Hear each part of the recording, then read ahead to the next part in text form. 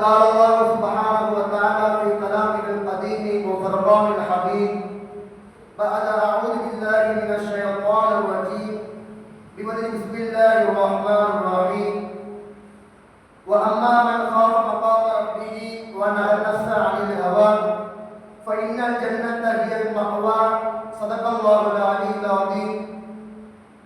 وقال النبي صلى الله عليه وسلم حجبت النار بالشهوات حجبت الجنة بالمكاره أو كما قال عليه الصلاة والسلام. எல்லா புகழும் புகழ்ச்சியும் ஏக இறைவனாகிய அல்லாஹ் ஒருவனின் மீது உண்டாகட்டுமாக. அவருடைய சாந்தியும் சமாதானமும் எம்பெருமானார் நபிகள் நாயகம் ஸல்லல்லாஹு அலைஹி வஸல்லம் அவர்கள் மீதும் அவர்களின் அடிச்சுவற்றை அப்படியே மாற்றாமல் பின்பற்றி வாழ்ந்த உத்தம சத்திய சஹாபாக்கள், தாபிஈன்கள், தபா தாபிஈன்கள், நல்லடியார்கள், நாதாக்கள், சுஹதாக்கள், குறிப்பாக இந்த ஜும்ஆவில் அமர்ந்திருக்கின்ற, வர இருக்குகின்ற, இந்த உலகத்தில் வாழ்ந்து கொண்டிருக்கின்ற முஃமினான முஸ்லிமான ஆண்கள் அனைவர் மீதும் அல்லாஹ்வின் அன்பும் அருளும் சாந்தியும் சமாதானமும் குறைவின்றி நிறைவாக உண்டாகட்டுமாக. ஆமீன் யா ரப்பல் ஆலமீன். இஸ்லாமின் காணிக்கையான சலாத்தை சொல்வதுடன் உங்கள் பதில் சலாமை எதிர்பார்த்தவனான எனது சலாத்தை தெரிவித்துக் கொள்கிறேன். அஸ்ஸலாமு அலைக்கும் வரஹ்மத்துல்லாஹி வபரகாத்துஹு. கண்ணியத்திற்குரியவர்களே, அல்லாஹ் தஆலா இந்த உலகத்தை படைப்பதற்கு முன்னாடியே எல்லாத்தையும் படைத்து விட்டான். அல்லாஹ் தஆலா இந்த உலகத்தில் மனிதர்களையும் அல்லாஹ் தஆலா படைச்சிருக்கார். அதே மாதிரி இந்த உலகம் ஒரு நாள் அழிந்துவிடும். இந்த உலகம் இருக்குது, அழியக்கூடிய ஒரு வஸ்துதான் இந்த உலகம். இந்த உலகத்தை பற்றி சொல்லும் போது இந்த உலகம் இருக்குது அது குசு ரத்தியைக்கு கூட சமம் இல்லை என்பதாக அல்லாஹ் குர்ஆனிலே குறிப்பிடுகிறார். இன்னும் சொல்ல போனால் இந்த உலகம் இருக்குது அது ஒரு கப்பூசை போல என்பதாக நமக்கு எல்லாம் இமாமார்கள் சொல்லி காட்டுவாங்க. இந்த உலகம் ஒரு நாள் அழிந்துவிடும். ஆகிரத்தில் அல்லாஹ் தஆலா சொர்க்கத்தையும் நரகத்தையும் அல்லாஹ் தஆலா படைச்சிருக்கான். ஹதீஸ்ல சொல்லுவாங்க, அதாவது ஒரு முறை அல்லாஹ்விடத்துல ஜிப்ரீல் அலைஹிஸ்ஸலாத்து வஸலாம் அவங்க வராங்க. அல்லாஹ் சொன்னானா, ஓ ஜிப்ரீலே, நீ என்ன பண்ணுங்க, நான் சொர்க்கத்தை படைச்சிருக்கேன், நரகத்தை படைச்சிருக்கேன், நீ என்ன பண்ணுங்க, போய் பார்த்துட்டு வாங்க என்பதாக அல்லாஹ் தஆலா சொன்னான். அப்ப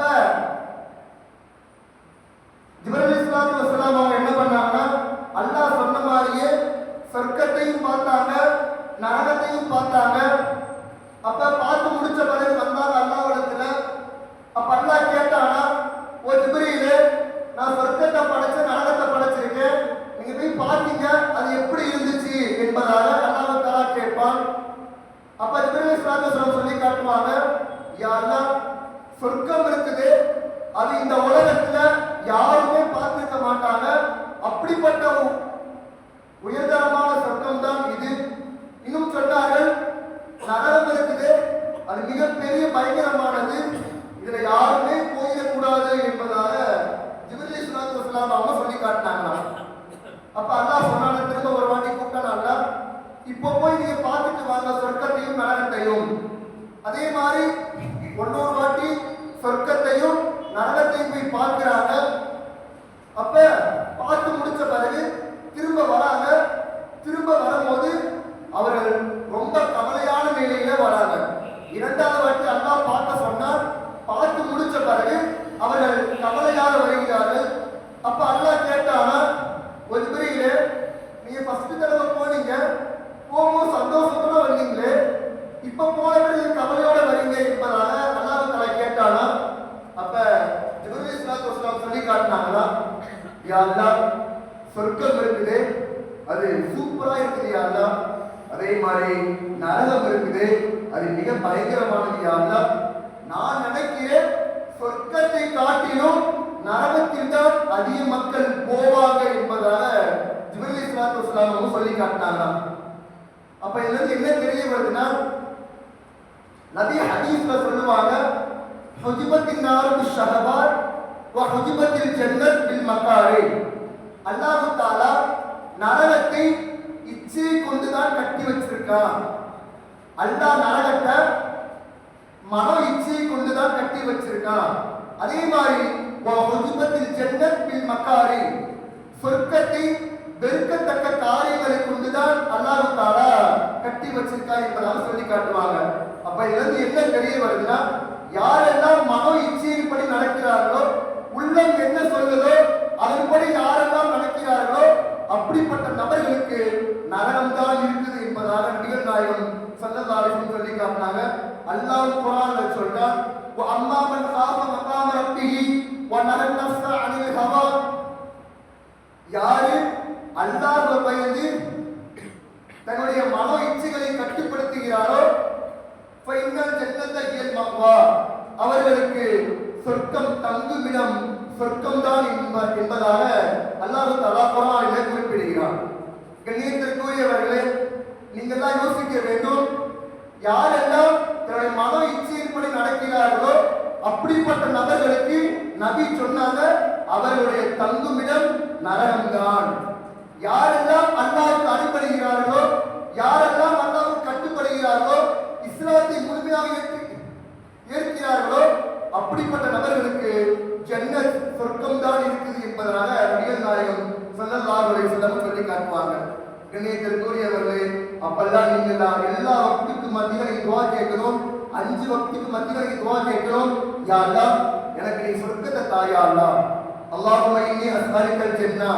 யா அல்லாஹ், நீ எனக்கு சொர்க்கத்தை தாயா அல்லாஹ் என்பதாக நபிகள் நாயகம் ஸல்லல்லாஹு அலைஹி வஸல்லம் அவர்கள் இந்த உம்மத் கிட்ட சொல்றாங்க. நீங்க 5 வக்திலையும் நீங்கள் சொர்க்கத்தை கேளுங்கள் என்பதாக நபிகள் நாயகம் ஸல்லல்லாஹு அலைஹி வஸல்லம் சொல்லி காட்டினாங்க. இன்னும் சொன்னார்கள், மொத்தம் எத்தனோ சொர்க்கம் இருக்குது, இந்த சொர்க்கத்திலையும் ஜன்னத்துல் ஃபிர்தௌஸ் என்ற சொர்க்கத்தை நீங்கள் கேளுங்கள் என்பதாக நபிகள் நாயகம் ஸல்லல்லாஹு அலைஹி வஸல்லம் சொன்னாங்க. கண்ணியத்திற்குரியவர்களே, அல்லாஹ் தஆலா நம் அனைவருக்கும் சொர்க்கத்தை தந்தருள்வானாக. கண்ணியத்திற்குரியவர்களே, சாலிஹீன்கள் கிதாபுல பதிவு செய்யும் போது பொதுவா நம்ம தான் சொர்க்கத்தை ஆசைப்படுவோம். ஆனால் சாலிஹீன்கள் கிதாபுல பதிவு செய்யும் போது 4 நபர்களை சொர்க்கமே ஆசைப்படுது. 4 நபர்களை சொர்க்கமே ஆசைப்படுது. சொர்க்கம் சொல்லுமாமா, ஓ மனிதா, நீ என்னிடத்துல வாப்பா, நான் தான் உனக்கு என்பதாக சொர்க்கம் சொல்லுமா 4 நபர்களுக்கு சாலிஹீன்கள் கிதாபுல பதிவு செய்வாங்க. அதுல முதலாவது யார் என்று கேட்டால், அல் ஜன்னத்து முஷ்தாகத்து இலா அர்பஅத்தி நஃபர், 4 நபர்களை சொர்க்கம் ஆசைப்படும். அதுல முதலாவது தாலில் குர்ஆன். யாரெல்லாம் தன்னுடைய வாழ்க்கையில குர்ஆனை கற்று அதன்படி அமல் செய்து வாழ்க்கை முழுவதும் குர்ஆனை ஓதுகிறார்களோ அப்படிப்பட்ட நபர்களை சொர்க்கம் ஆசைப்படுகிறது என்பதாக சாலிஹீன்கள் கிதாபுல பதிவு செய்வாங்க. கண்ணியத்திற்குரியவர்களே, நீங்கள் எல்லாம் யோசிக்க வேண்டும். எத்தனை பேருக்கு குர்ஆன் ஓத தெரியும்? எத்தனை பேருக்கு குர்ஆன் ஓத தெரியும்? எத்தனை வீட்டில் உள்ள பிள்ளைகளுக்கு குர்ஆன் ஓத தெரியும்? இந்த காலத்துல ஸ்கூலுக்கு கொடுக்கிற முக்கியத்துவம் கூட மக்தபுக்கு கொடுப்பது கிடையாது. ஸ்கூலுக்கு கொடுக்கிற முக்கியத்துவம் கூட பள்ளிவாசலுக்கு கொடுப்பது கிடையாது. இவங்க சொன்னார்கள், சாலிஹீன்கள் சொன்னார்கள், சொர்க்கம் 4 நபர்களை ஆசைப்படுது. அதுல முதலாவது யார் என்று கேட்டால் தாலில் குர்ஆன். யாரெல்லாம் குர்ஆனை ஓதுகிறார்களோ அப்படிப்பட்ட நபர்களை சொர்க்கம் ஆசைப்படுகிறது என்பதாக சாலிஹீன்கள் கிதாபுல பதிவு செய்வாங்க.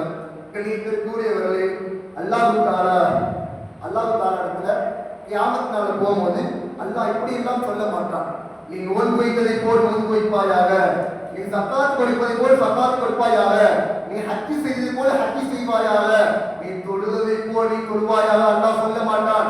மாறாக, நீ உலகத்துல குர்ஆனை ஓதினாய் அல்லவா, இந்த உலகத்தில் நீ எப்படி குர்ஆனை ஓதினாயோ இப்பயும் அதே குர்ஆனை நீ ஓது என்பதாக அல்லாஹ் தஆலா கியாமத் நாள்ல சொல்லி காட்டுவான்.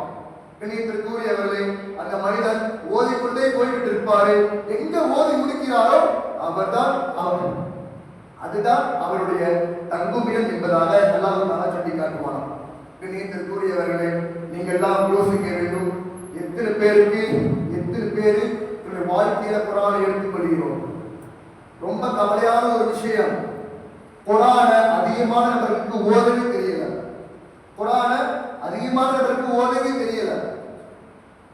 அல்லாஹ் தஆலா பாதுகாப்பானாங்க. கண்ணியத்திற்குரியவர்களே, அப்ப சாலிஹீன்கள் கிதாபல பதிவு செய்வாங்க, அல் ஜன்னத்து முஷ்தாகத்துன் இலா அர்பஅத்தி நஃபர், 4 நபர்களை குர்ஆன் 4 நபர், அதாவது சொர்க்கம் 4 நபர்களை ஆசைப்படுது. அதுல முதலாவது யாரெல்லாம் தன்னுடைய வாழ்க்கையில குர்ஆனை ஓதுகிறார்களோ அப்படிப்பட்ட நபர்களை சொர்க்கமே ஆசைப்படுது. கண்ணியத்திற்குரியவர்களே, ஹதீஸ்ல வரக்கூடிய செய்தி, இன்னல்லதி லைஸ ஃபீ ஜௌஃபிஹி ஷைஉம் மின் குர்ஆனி கல் பைத்தில் கர்ப். எந்த உள்ளத்துல நபி சொன்னாங்க, இன்னல்லதி லைஸ ஃபீ ஜௌஃபிஹி ஷைஉம் மின் குர்ஆனி கல் பைத்தில் கர்ப்.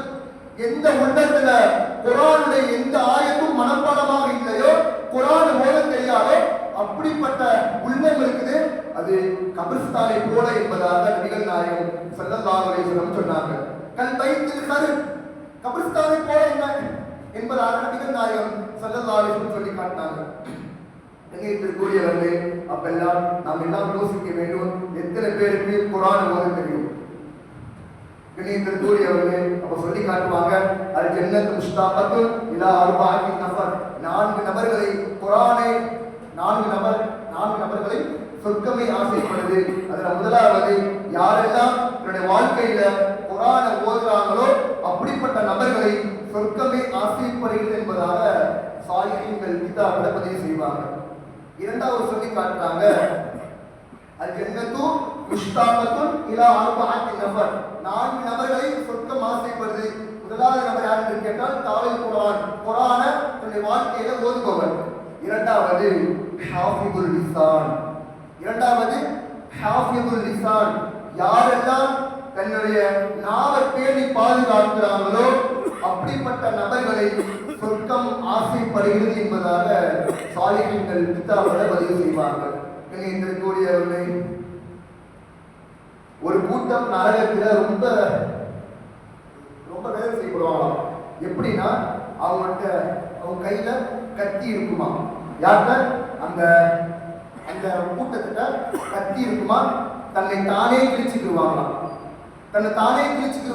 அப்ப நபி கேட்பாங்களா, உமர் ஜிப்ரீல், இவங்களாம் யாரு, பார்த்த சீதை மாதிரி இருக்கிறாங்க, இவங்க எப்படி இவங்க கத்தியாலே கிழிச்சுக்கிறாங்களே, என்ன காரணம் என்பதாக கேட்கும் போது அப்ப ஜிப்ரீல் ஸல்லல்லாஹு அலைஹி வஸல்லம் சொல்லி காட்டுவாங்களா, இவர்கள் உலகத்துல வாழக்கூடிய காலத்துல கலிமா சொன்னாங்க, நோன்பு வச்சாங்க, தொழுதாங்க, ஜகாத் கொடுத்தாங்க, ஹஜ் செஞ்சாங்க, அல்லாஹ்வுக்கு பிடித்தமான என்னென்ன அமல்கள்லாம் இருக்குமோ அதையெல்லாம் இவர்கள் செய்தார்கள்.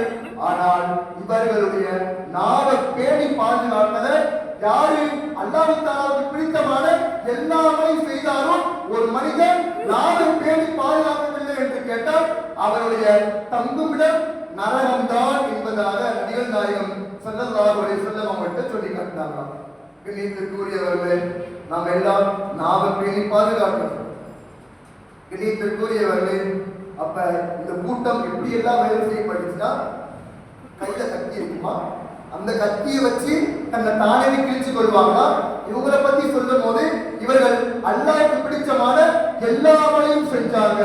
ஆனால் இவர்கள் நாவை பேணி பாதுகாக்கல. நாவை பேணி பாதுகாப்பதன் காரணமாக இவருடைய தங்குமிடம் நரகம்தான் என்பதாக நபிகள் நாயகம் ஸல்லல்லாஹு அலைஹி வஸல்லம் மட்டும் சொல்லி காட்டினாங்களா.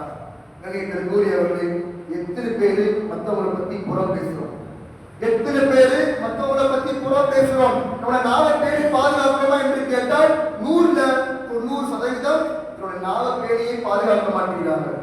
பொய் சொல்றாங்க, புறம் பேசுறாங்க, கோல் சொல்றாங்க, என்னென்ன பாவங்கள் எல்லாம் இருக்குமோ இதெல்லாம் செய்யறாங்க. நபி சொல்லி காட்டினாங்களா, யாரெல்லாம் அல்லாஹ்வுக்கு பிடிச்சமான எல்லா அமலையும் செஞ்சு இவர்களுடைய நாவை பேணி பாதுகாக்கவில்லை என்று கேட்டால் இவருடைய தங்குமிடம் நரகம்தான் என்பதாக நபிகள் நாயகம் ஸல்லல்லாஹு அலைஹி வஸல்லம் சொல்லி காட்டினார்களாம். கண்ணியத்திற்குரியவர்களே, நாவை வச்சு என்னென்னலாம் பேசுகிறோம் நீங்க எல்லாம் யோசிக்க வேண்டும். நாவை வச்சு புறம் பேசுறோம், இந்த வாயை வச்சு புறம் பேசுறோம், இந்த வாயை வைத்து கோல் சொல்றோம். இன்னும் சொன்னார்கள் ஸல்லல்லாஹு அலைஹி வஸல்லம் அவர்கள், அல்-கீபத்து அஷத்து மினல் ஸினா, குணம் இருக்குது, அது விபச்சாரத்தை காட்டிலும் பெரிய பாவம். இப்போ ஒரு மனிதர் புறம் பேசுறான் என்று என்று கேட்டால் அந்த புறம் பேசுவது இருக்குது, அது விபச்சாரம் செய்வதை காட்டிலும் பெரிய பாவம் என்கிறார்கள் ஸல்லல்லாஹு அலைஹி வஸல்லம் அவர்கள். கூறியவர்களே, அப்பெல்லாம் நம் வாழ்க்கையில பாடமாக எடுத்துக்கொள்வோம். நாம் எல்லாம் நாவை பேணி பாதுகாக்கணும். நாம் எல்லாம் நாவை பேணி பாதுகாக்கணும். அப்படிப்பட்ட பாக்கியத்தை அல்லாஹ் தஆலா உங்களுக்கும் எனக்கும் தந்தருவானாக. கூறியவர்களே, அப்ப சொன்னார்கள், அல் ஜன்னத்து முஷ்தாகத்துன் இலா அர்பஅத்தி நஃபர், சொர்க்கம் 4 நபர்களை ஆசைப்படுது. அதுல முதலாவது நபர் தாலில் குர்ஆன், குர்ஆனை தன்னுடைய வாழ்க்கையில ஓதிக்கொண்டே இருந்தால் அப்படிப்பட்ட நபரை சொர்க்கம் ஆசைப்படும். இரண்டாவது ஹாஃபிதுல் லிசான், நாவை பேணி பாதுகாக்கணும். இரண்டாவது நபர் சொர்க்கமே ஆசைப்படக்கூடிய இரண்டாவது நபர் ஹாஃபிதுல் லிசான். யாரெல்லாம் நாவை பேணி பாதுகாக்கிறார்களோ அப்படிப்பட்ட நபர்களை சொர்க்கம் ஆசைப்படுகிறது என்பதாக நபிகள் நாயகம் ஸல்லல்லாஹு அலைஹி வஸல்லம் ஹதீஸ்க்கு கீழே சாலிஹீன்கள் கிதாபில் பதிவு செய்வாங்க. மூன்றாவது சொல்லி காட்டுவாங்க, பசித்தவருக்கு சாப்பாடு கொடுப்பது. வீட்டுக்கு ஒருத்தவங்க பசிக்கிறது வராங்கன்னா இப்படிப்பட்ட நபர்களுக்கு நம்ம சாப்பாடு கொடுத்தால் இப்படிப்பட்ட நபரை சொர்க்கம் ஆசைப்படுகிறது என்பதாக சாலிஹீன்கள் கிதாபில் பதிவு செய்வாங்க. கண்ணியத்தில் கூறியவர்களை நீங்க எல்லாம் யோசிச்சு பாருங்க. எத்தனை பேர் வீட்டுக்கு ஏழை வராங்க? எத்தனை பேர் வீட்டுக்கு ஏழை வராங்க? நம்ம சாப்பாடு கொடுக்குறோமா? ஒன்னு இருக்குன்னு சொல்லணும், இல்லாட்டி இல்லைன்னு சொல்லணும். நான் பல வீட்டுல பார்த்திருக்கேன், எங்க வீட்டு பக்கத்துலயும் பார்த்திருக்கேன். அவர்கள் கொச்சாக பேசுகிறார்கள், உனக்கு வேற வேலையே இல்லையாமா, கை கால் இருக்கேமா, உனக்கு சம்பாதிக்கணும்னு சொல்றாங்க. ஒன்னு இருக்குன்னு சொல்லணும், இல்லைன்னா இல்லைன்னு சொல்லலாம். அதை விட்டு கொச்சாக பேசக்கூடாது. சொன்னார்கள் ஸல்லல்லாஹு அலைஹி வஸல்லம் அவர்கள், 4 நபர்கள் சொர்க்கம் ஆசைப்படுது. மூன்றாவது, பசித்தவருக்கு யார் சாப்பாடு கொடுப்பாங்களோ அப்படிப்பட்ட நபரை சொர்க்கம் ஆசைப்படுகிறது என்பதாக நபிகள் நாயகம் ஸல்லல்லாஹு அலைஹி வஸல்லம் ஹதீஸ்க்கு கீழே சாலிஹீன்கள் பதிவு செய்வாங்க. கணியத்தில் கூறியவர்களே, சொர்க்கத்துல ஒரு கண்ணாடி மாளிகை இருக்காங்க. சொர்க்கத்துல ஒரு கண்ணாடி மாளிகை இருக்குதான். அந்த மாளிகைக்குள்ள இருந்து பார்த்தா வெளியில தெரியும், வெளியில இருந்து பார்த்தா உள்ளக்க தெரியும். அப்படிப்பட்ட மாளிகை சொர்க்கத்துல இருக்குது சொல்லிட்டு சொன்னாங்க. இப்படிப்பட்ட மாளிகை யாருக்கு என்பதாக கேட்கும் போது ஸல்லல்லாஹு அலைஹி வஸல்லம் சொல்லி காட்டினாங்க, யாரெல்லாம் பசித்தவருக்கு உணவு கொடுக்கிறாரோ, யாரெல்லாம் பசித்தவருக்கு உணவு கொடுக்கிறாரோ அப்படிப்பட்ட நபருக்கு தான் சொர்க்கத்துல இப்படிப்பட்ட கண்ணாடி மாளிகை என்பதாக நபிகள் நாயகம் ஸல்லல்லாஹு அலைஹி வஸல்லம் சொல்லி காட்டினாங்களா. கூறியவர்களே, அப்பெல்லாம் நம் வாழ்க்கையை ஒரு பாடமாக எடுத்துக் கொள்வோம். யாரெல்லாம் நம்ம வீட்டுல பசிக்கு கேட்டு சாப்பாடு கேட்டு வராங்களோ அவங்களுக்கு எல்லாம் சாப்பாடு கொடுக்கணும். அல்லாஹ் கியாமத் நாள்ல கேட்பானா, பாருங்க மனிதாவே, நான் உன் வீட்டுக்கு வந்தேனே, நான் உன் வீட்டுக்கு வந்தேனே, பசிக்குதுன்னு நீ சாப்பாடு கொடுத்தியா என்பதாக அல்லாஹ் தஆலா கேட்பானா. அப்ப அந்த மனிதர் கேட்பானா, யா அல்லாஹ், நீ தான் எல்லாத்துக்கும் உணவு கொடுக்கிற, நான் எப்படி கொடுக்க முடியும் என்பதாக கேட்கும்போது அப்ப அல்லாஹ் சொல்லுவானா, நான் வரலப்பா, என்னுடைய அடியான் வந்தானே, வீட்டுக்கு வந்தானே, என் அடியான் பசிக்குதுன்னு கேட்டு வீட்டுக்கு வந்தானே, நீ அவனுக்கு சாப்பாடு கொடுத்தியா? நீ அவனுக்கு சாப்பாடு கொடுத்திருந்தால் இப்படி சொர்க்கத்துல மிகப்பெரிய சொர்க்கத்துல இருந்திருக்கலாம் என்பதாக அல்லாஹ் தஆலா சொல்லி காட்டுவானா. கூறியவர்கள், அப்பெல்லாம் வீட்டுக்கு யார் யாரெல்லாம் பசிக்குதுன்னு கேட்டு சாப்பாடு கேட்டு வராங்களோ அவங்களுக்கு எல்லாம் சாப்பாடு கொடுக்கணும். சொன்னார்கள், அல் ஜன்னத்து முஷ்தாகத்துன் இலா அர்பஅத்தி நஃபர், 4 நபர்களை சொர்க்கம் ஆசைப்படுது. அதுல மூன்றாவது யார் என்று கேட்டால், பசித்தவருக்கு யாரு சாப்பாடு கொடுக்கிறாங்களோ அவர்களை சொர்க்கம் ஆசைப்படுகிறது என்பதாக சாலிஹீன்கள் கிதாபில் பதிவு செய்வாங்க. கண்ணியத்திற்குரியவர்களே, அப்ப நம்ம எல்லாம் வாழ்க்கையில் பாடமாக எடுத்துக் கொள்வோம். யாரெல்லாம் வீட்டுக்கு பசிக்குன்னு கேட்டு சாப்பாடு கேட்டு வராங்களோ அவங்களுக்கு எல்லாம் கண்டிப்பாக சாப்பாடு கொடுப்போம். ஏனென்று கேட்டால் சொர்க்கத்துல ஒரு கண்ணாடி மாளிகை இருக்குது. அந்த கண்ணாடி மாளிகை யாருக்கு என்று கேட்டால், யாரு பசித்தவருக்கு சாப்பாடு கொடுக்கிறாங்களோ அப்படிப்பட்ட நபருக்குத்தான் இந்த சொர்க்கத்துல கண்ணாடி மாளிகை என்பதாக நபிகள் நாயகம் ஸல்லல்லாஹு அலைஹி வஸல்லம் சொல்லி காட்டினாங்களா. கண்ணியத்திற்குரியவர்களே, அப்ப அல் ஜன்னத்து முஷ்தாகத்துன் இலா அர்பஅத்தி நஃபர், 4 நபர்களை சொர்க்கம் ஆசைப்படுது. அதுல முதலாவது நபர் தாலில் குர்ஆன், யாரெல்லாம் தன்னுடைய வாழ்க்கையில குர்ஆனை ஓதுறாங்களோ அப்படிப்பட்ட நபர்களை சொர்க்கம் ஆசைப்படுது. இரண்டாவது ஹாஃபிதுல் லிசான், யாரெல்லாம் தன்னுடைய நாவை பேணி பாதுகாக்கிறாங்களோ, பொய் சொல்லாம, புற சொல்லாம, கோல் சொல்லாம, எந்த வாயிலிருந்து என்னென்ன பாவங்கள்லாம் வருமோ அதையெல்லாம் சொல்லாம ஹாஃபிதுல் லிசான் நாவை பேணி பாதுகாத்தால் அப்படிப்பட்ட நபர்களை சொர்க்கம் ஆசைப்படுகிறது. மூன்றாவது இப்ப சொன்ன பார்த்தீங்களா, பசித்தவருக்கு சாப்பாடு கொடுத்தால் அப்படிப்பட்ட நபரை சொர்க்கம் ஆசைப்படுது. நான்காவது சொல்லி காட்டுவாங்க, யாரெல்லாம் ரமதான் மாதத்துல நோன்பு வைப்பாங்களோ, யாரெல்லாம் ரமதான் மாசத்துல நோன்பு வைப்பார்களோ அப்படிப்பட்ட நபரை சொர்க்கம் ஆசைப்படுகிறது. கணியத்திற்குரியவர்களை இன்ஷா அல்லாஹ் கொஞ்சம் மாதங்கள்ல நோன்புடைய காலம் வந்துடும். எத்தனை பேரு 30 நோன்பை கரெக்டா வைக்கிறோம்? அவருக்கு முடியாம இருக்காது, இருந்தாலும் நான் வேலைக்கு போறேனே, நான் எனக்கு கொஞ்சம் வேலை இருக்கு பாருங்க நோன்பு வைக்கல சொன்னார்கள். சொர்க்கம் இருக்குது, சாதாரணமா கிடைக்காது. சொர்க்கம் இருக்குது, சாதாரணமா கிடைக்காது. நம்மளுக்கு வந்து ஒரு முயற்சி இருந்தால் மட்டும்தான் சொர்க்கம் நமக்கு கிடைக்கும். சொன்னார்கள் பாக்கியங்கள் சொல்லி காட்டுவாங்க, அல் ஜன்னத்து முஸ்தாஃபத்துன் இலா அர்பஅத்தி நஃபர், 4 நபர்களை சொர்க்கம் ஆசைப்படுது. அதுல 4வது நபர் வஸாயிமூன ஃபீ ரமதான், யாரெல்லாம் ரமதான் மாதத்துல முழுமையாக நோன்பு வைக்கிறாங்களோ இப்படிப்பட்ட நபரை சொர்க்கம் ஆசைப்படுகிறது என்பதாக சாலிஹீன்கள் கிதாபில் பதிவு செய்வாங்க. கண்ணியத்திற்குரியவர்களை நாம் எல்லாம் வார ஜும்மால கேட்கிறோம், இமாமும் பயான் பண்ணுவாங்க, நானும் பண்றேன், எத்தனோ இமாமும் பயான் பண்றாங்க. கேட்டுட்டு போறது நோக்கம் இல்லை. சும்மா பயான் பண்றாங்கன்னா நம்ம உட்கார்றோம், நம்ம பேசுறோம், இது நோக்கம் இல்லை.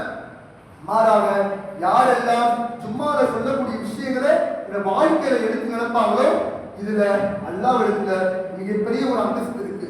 ஏனென்று கேட்டால் யாரெல்லாம் ஒரு அமலை கத்துக்கிட்டு அதை முழுமையாக கடைபிடிக்கிறார்களோ, யாரெல்லாம் நபியுடைய சுண்ணத்தை ஒரு சுண்ணத்தை பின்பற்றி அதை வாழ்க்கை ஃபுல்லா கடைபிடிக்கிறாரோ அப்படிப்பட்ட நபருக்கு 100 ஷஹீதுடைய நன்மை கிடைக்குது என்பதாக நபிகள் நாயகம் ஸல்லல்லாஹு அலைஹி வஸல்லம் சொல்லி காட்டுவாங்க. கண்ணியத்திற்குரியவர்களே, அதனால வாழ்க்கையை ஒரு பாடமாக எடுத்துக்கொள்வீங்க. நம்ம எல்லாம் வாழ்க்கையில என்னென்ன எத்தனையோ சும்மா பயானை கேட்டிருக்கோம், என்னென்ன சும்மா பயானை கேட்டோமோ அதன்படி அமல் செய்யக்கூடிய வாக்கியத்தை வல்லரஹ்மான் உங்களுக்கு எனக்கு தந்துருவானாக. அல்லாஹ் தஆலா கஷ்டங்களை தீர்த்து சுகமான வாழ்வை அல்லாஹ் தஆலா கொடுப்பானாக. வாஹிர் தாவாஹும் அல்ஹம்துலில்லாஹி ரப்பில் ஆலமீன். அஸ்ஸலாமு அலைக்கும் வரஹ்மத்துல்லாஹி